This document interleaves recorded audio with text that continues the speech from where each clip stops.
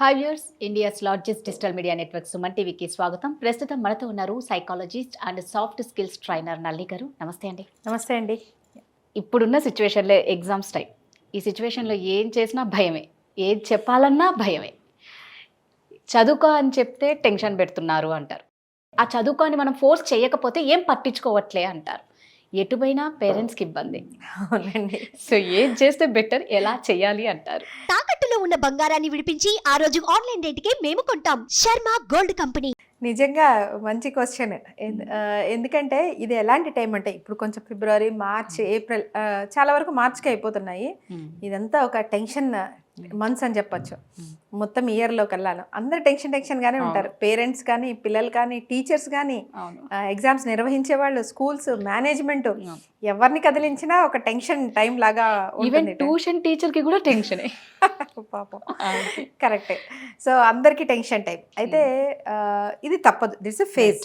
Because మన education సిస్టంలో we're still in the marks and gradation test.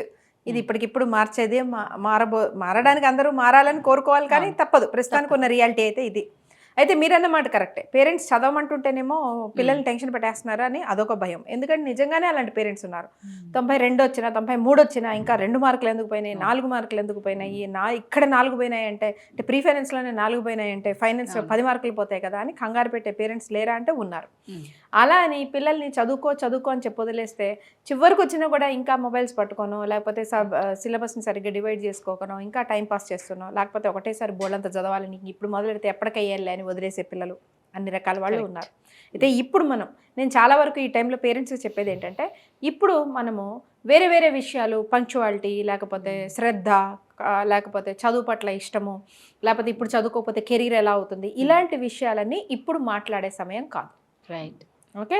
ఇప్పుడు exams అయ్యేంత వరకు కొంచెం పేరెంట్స్ అందరూ ఏంటంటే వేరే వేరే విషయాలన్నీ పక్కన పెట్టేసేసి కేవలం వాళ్ళకి మంచి ఆహారము, మంచి నిద్ర, చదువుకోవటానికి వీలైనటువంటి ఒక ఎన్వైరన్మెంట్, ఇంట్లో అలాంటి ఒక పరిస్థితులు క్రియేట్ చేయడం అనేది తల్లిదండ్రుల బాధ్యత.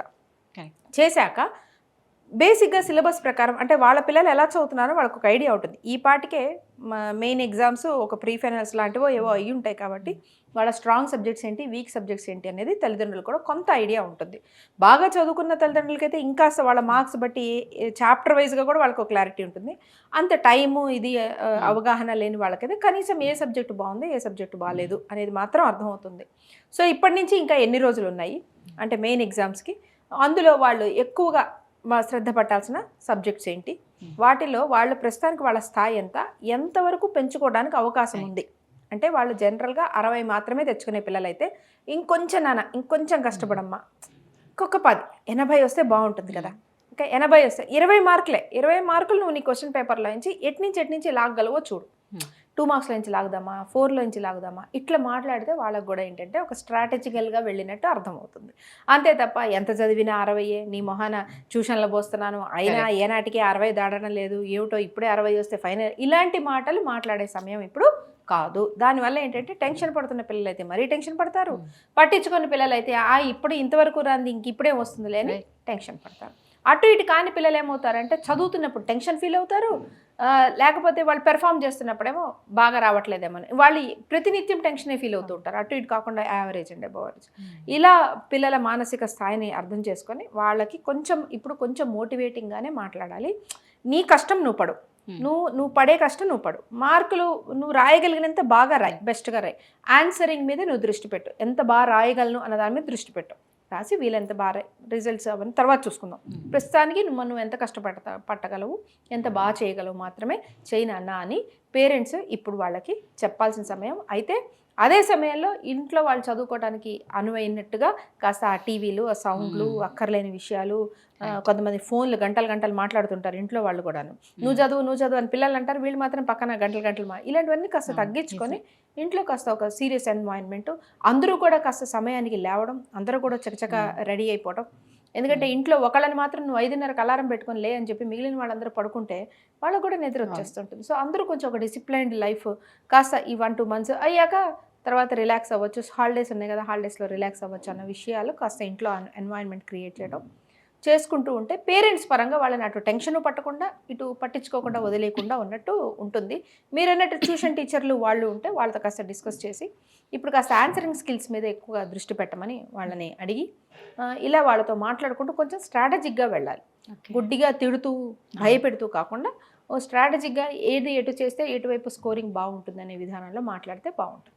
చదువుకో అని చెప్పి ఇక్కడ మనం ముచ్చట్లు పెట్టుకోవడం, లేదంటే వాళ్ళని పొద్దున్నే లేపి పడుకోవడం, నిజంగా పిల్లలకి వాటి మీద ఎక్కువ కాన్సన్ట్రేషన్ ఉంటుంది.